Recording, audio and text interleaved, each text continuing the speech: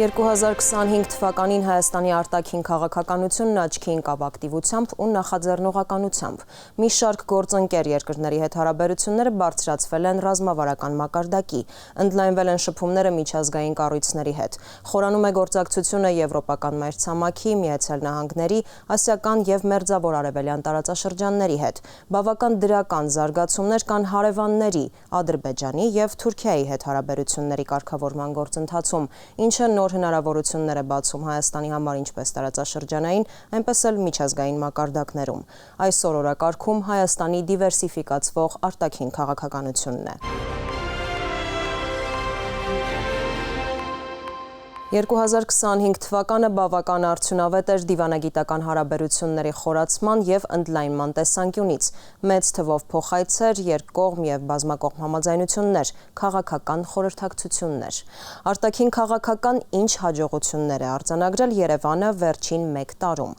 2025 թվականի հունվարին ստորագրվեց Հայաստան-ԱՄՆ ռազմավարական գործընկերության կանոնադրությունը, որն ընդգրկում է բազմաթիվ ոլորտներ, այդ թվում տնտեսական եւ էներգետիկ կապերի ամրապնդում, հաղորդակցություններ, պաշտպանական եւ անվտանգային գործակցության խորացում, ժողովրդավարական ինստիտուտների ամրապնդում, բարձր տեխնոլոգիաների զարգացում եւ այլն։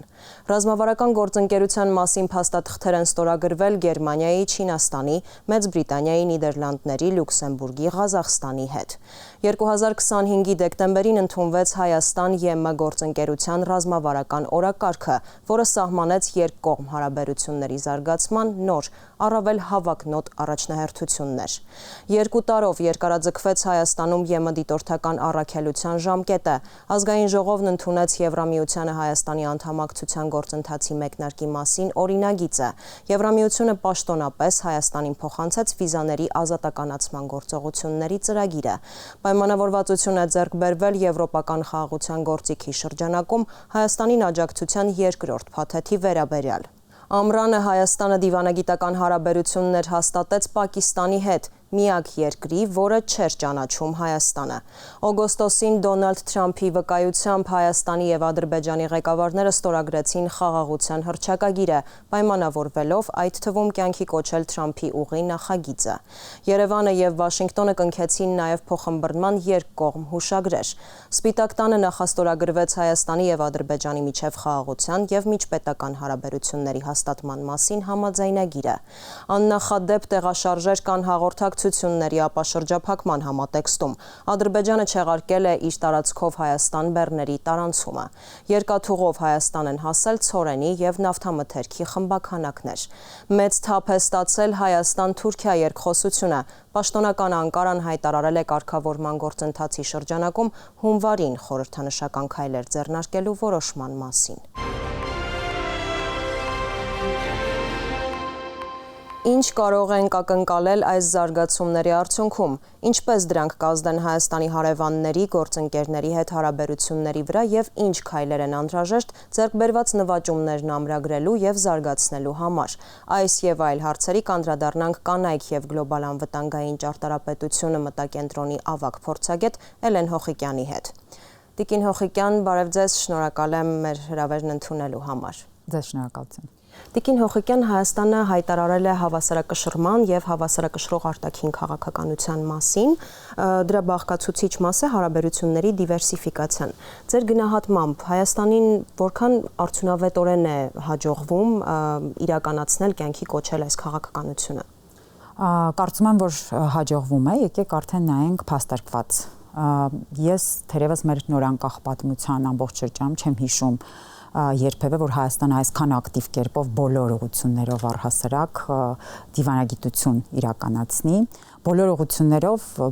բառից ամենաբուն իմաստով։ Օրինակ, եթե 2025 թվականին անդրադառնանք, մենք ի վերջո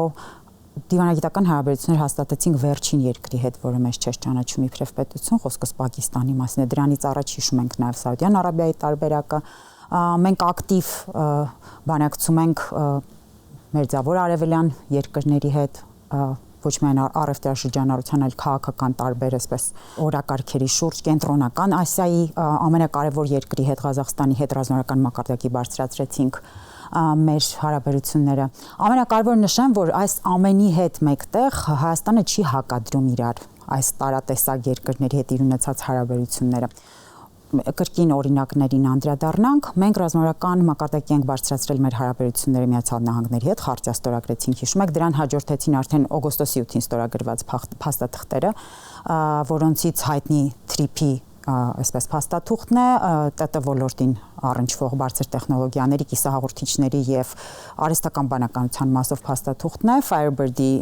համապատասխան արդեն իսկ ներդրմամբ 500 միլիոն հայտարարված, ինչպես նաեւ ունենք էներգետիկ անվտանգությունը թիրախավորող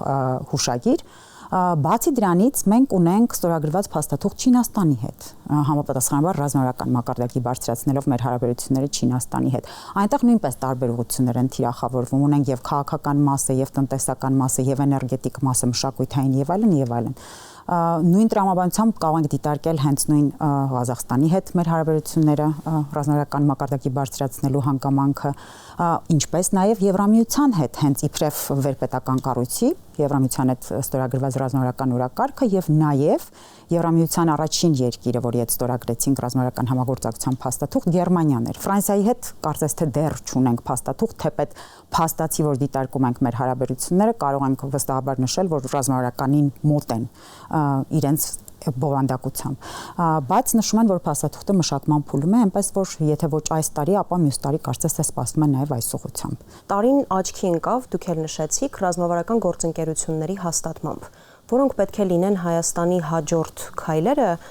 այս նոր ձևաչափերի ներուժի լիարժեք իրացման համար։ Կարծում եմ հիմա ավելի շատ պետք է ուշադրություն դարձնել ճանապարհային քարտեզներին, այսինքն ինչ ժամանակագրություն ենք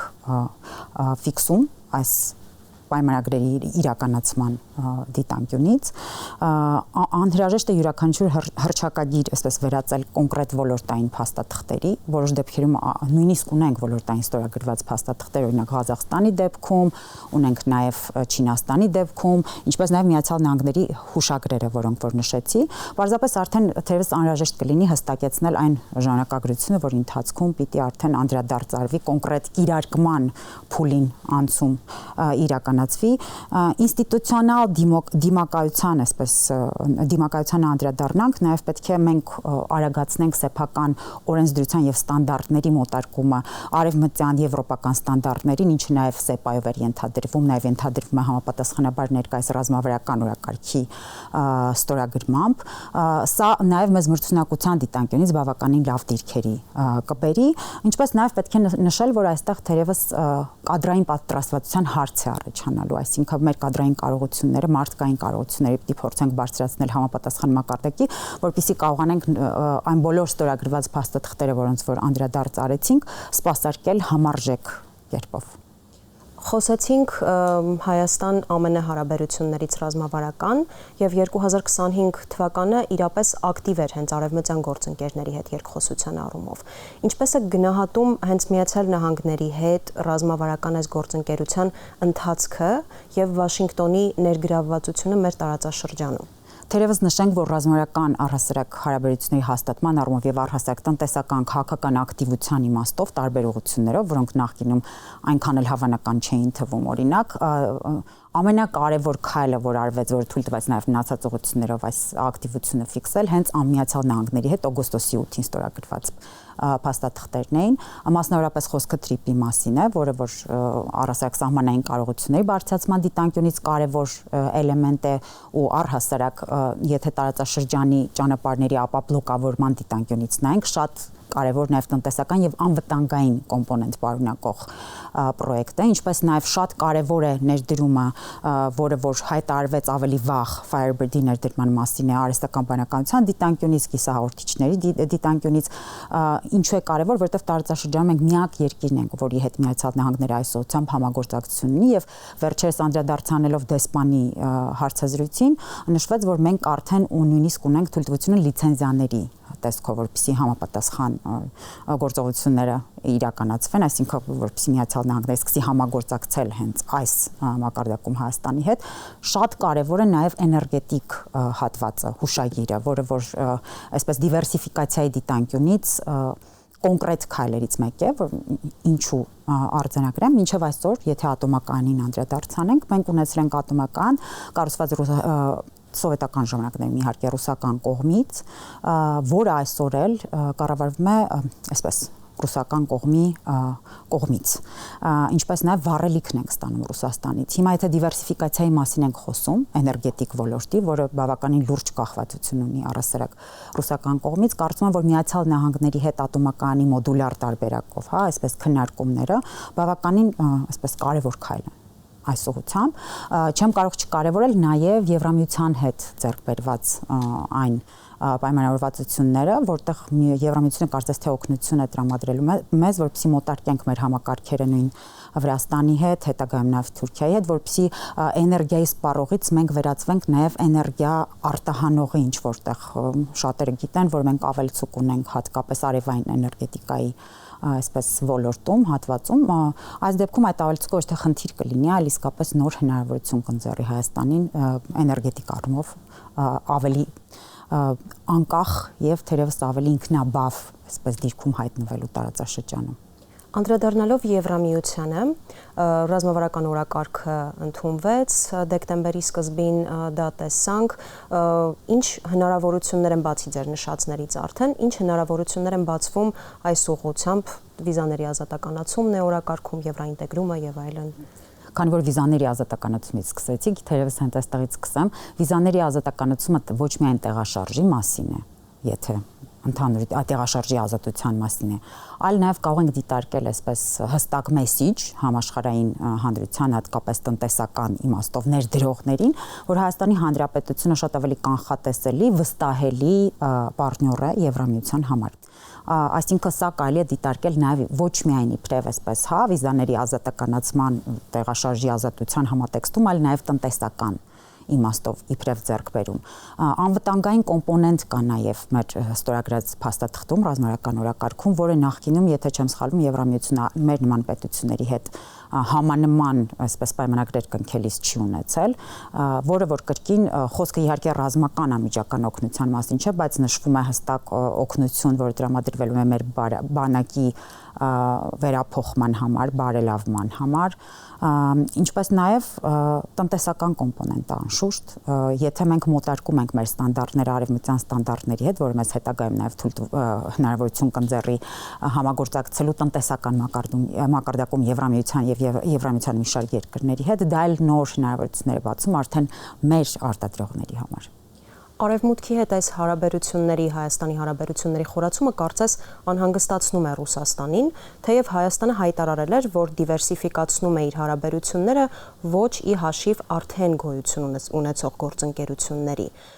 Այսպիսով ինչպես է գնահատում Հայաստան-Ռուսաստան հարաբերությունների զարգացումը այդ ընթացքը 2025 թվականին։ Այս հարցում կարևոր իրողություն պիտի արձանագրենք մինչ հարցին անդրադառնալը։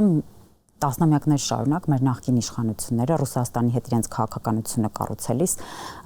ստորադասել են Ռուսաստանի շահերին Հայաստանի Հանրապետության թե ինքնիշխանությունը եւ թե մի շարք կարևորագույն շահեր։ Սա իհարկե պայմանավորվել է Ղարաբաղյան կոնֆլիկտով ժամանակին, բայց այնուամենայնիվ փաստացի դրա հետևանքում մենք հայտնվել ենք կրիտիկական կախվածության մեջ ընդհանրապես մեկ ուղղությունից Ռուսաստանի Դաշնությունից։ Այժմ իրողությունները փոխվել են, սակայն Ռուսաստանում կարծես դրա անկալումը որպես այդպեսին չի փոխվել եւ մոտեցումը Հայաստանին նույն համատեքստում չի փոխվել։ Այն, որ մենք փորձում ենք դիվերսիֆիկացնել մեր հարաբերությունները մի շարք այլ երկրների հետ, չի նշանակում, որ մենք ճշնամաբար ենք տրամադրված Ռուսաստանի հետ կամ ինչ որ փորձում ենք Ռուսաստանին փոխարինել այլ երկրներ, ինչպես բազմիցս նշել է վարչապետը։ Իրականում մեր հարաբերությունները չեն վատացել, եթե նայենք շփումների դինամիկայով, փոխայցերով, ինտենսիվությամբ նույն շփումների, ես կասեի, որ ճիշտ հակառակը մենք ունենք շատ ավելի ակտիվ շփումներ Ռուսաստանի Դաշնության հետ, քան ունեցել ենք ժամանակին։ Ավելին ես նշեմ, որ եթե մեզ ի վերջո հաջողվի նաև տնտեսական ուղղությամբ լուրջ հաջողությունների հասնել դիվերսիֆիկացման դիտանկյունից, ինչը հնարավորություն կտա Ռուսաստանից մեր կրիտիկական կախվածությունը բավականին իջեցնել, միայն եւ միայն այդ դեպքում մենք ըստ իսկ ունենանք հնարավորություն Ռուսաստանի հետ մեր հարաբերությունները բարելավելու, հասցնելու այն մակարդակին, որ Ռուսաստանի Դաշնությունն ունի մի շարք երկրների հետ, ովքեր Ռուսաստանից կրիտիկական առումով կախվածություններ չունեն։ Ինչ վերաբերում է մեր տարածաշրջանին եւ խաղաղության օրակարգին, Հայաստան-Ադրբեջան, Հայաստան-Թուրքիա հարաբերությունների կարգավորման գործընթացը եւս ակտիվ էր եւ շարունակում է ակտիվ լինել։ Ինչ հեռանկարներ եք տեսնում այս ուղղություններում։ Այս տարվա ընթացքում իսկապես բավականին այսպես լուրջ եւ հետաքրքիր զարգացումներ ունեցան խոսքը կրկին տրիպին է վերաբերվելու, ինչպես նաեւ խաղաղության պայմանագրի նախաստորագրմանը, հռչակագրին Միացյալ Նահանգներում ստորագրված։ Դրանից հետո մենք նաև տեսանք գործուն քայլեր, ինչքան էլ որ դրանք քաղաքական որակվեն, ինչպիսիք օրինակ Ադրբեջանի կողմից ճանապարհ տրամադրելներ ռուսական եւ ղազախական հացահատիկների ներկրման դիտանկյունից, հիմա էլ խոսվում է վառելիքի ներկրման այսպես հնարավորությունների մասին, քննարկվում է առնվազն համապատասխան սցենարները նաև տարատեսակ բիզնես ներկայացուցիչների հետ, ինչքան էլ որ սրանք քաղաքական որակվեն, չենք կարող չարձանագրել, որ մենք մեր նորանկախ պատմության ողջ ընթացքում նմանատիպ զարգացումներ երբևէ չենք ունեցել, չենք էլ քննարկել։ Չեմ կարող նաև չարձանագրել, որ հռետորաբանության դիտանկյունից ունենք նաև բավականին լուրջ առաջընթաց, այսինքն եթե մենք բարբերաբար նախկինում լսում էինք Զանգեզուրի միջանցքի, Արևմտյան Ադրբեջանի մասին, հիմա այս ուղղությամբ նույնպես բավականին մեղմվել է հռետորաբանությունը Ադրբեջանի կողմից, այսինքն Ադրբեջանը փորձում է մաքսիմալ ներկայանալ հնարավորինս իբրև կոնստրուկտիվ գործընկեր ոչ միայն տարածաշրջանում, այլ նաև Միացյալ Նահանգների համար, քանի որ պայմանավորված իրենց ձգտումներով, նկրտումներով Միացյալ Նահանգների հետ իրենց հարաբերությունները ռազմական մակարդակի բարձրացնելու, նրանք պիտի ապացուցեն, որ իրենց պայմանագրերը եւ իրենց պայմանավորվածությունները կարողանում են այնուամենայնիվ պահել, հատկապես Միացյալ Նահանգների միջնորդությամբ ստորագրված պայմանագրերը եւ հատկապես այն պրոյեկտներում, որտեղ Միացյալ Նահանգները հստակ ընդգծված ներկայություն եւ շահ ունի։ Սա Ադրբեջանի մասով, Թուրքիայի մասով իհարկե շարունակում են խոսել սահմանների բացման մասին, որը որ շատ կարևոր է տարածաշրջանի ապաբլոկավորման համատեքստում։ Դեռևս այս ուղղությամբ գործուն քայլեր չենք տեսել, թեպետ Էրդողանը վերջերս հայտարարեց, որ հաջորդ տարի սկզբին թերևս կունենանք առաջընթաց, ենթադրում եմ, որ սա երրորդ երկրների քաղաքացիների համար ճանապարհների ապաբլոկավորման մասին է լինելու, այսինքն այսպես բացելու Թուրքիայի սահմանը երրորդ երկրների ներկայացուցիչների համար, բայց հիշեցնեմ, որ մեր վարչապետն էլ առաջարկով է հանդես եկել, նա առաջարկել է Ադրբեջանին եւ Թուրքիային ավտոճանապարհ տրամադրել բեռնատարների համար, ինչին դեռևս նույնպես չունենք արձագանք, հուսանք, որ առաջիկա տարվա ընթացքում այս ուղղություններով էլ կունենանք հստակ այսպես զարգացումներ։ Ենթադրում եմ, որ Թուրքիայի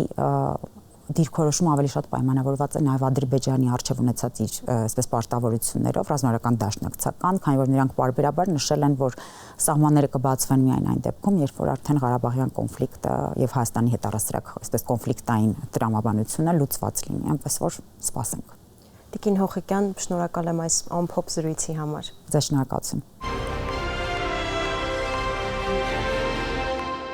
Այսպիսով 2025 թվականը Հայաստանի համար լի էր կարևոր իրադարձություններով, նաև մարտահրավերներով։ Համաշխարհային լուրջ դերակատարների հետ գործընկերությունը, հարևան երկրների հետ ակտիվ երկխոսությունը, միջազգային կազմակերպությունների հետ ինտեգրման գործընթացները կանխորոշում են Հայաստանի ապագա ներքին եւ արտաքին քաղաքական կուրսը։ 2026 թվականն էլ խոստանում է լինել ոչ պակաս դինամիկ։ Այսօր օրակարգում Հայաստանի դիվերսիֆիկացվող արտաքին քաղաքականություններ։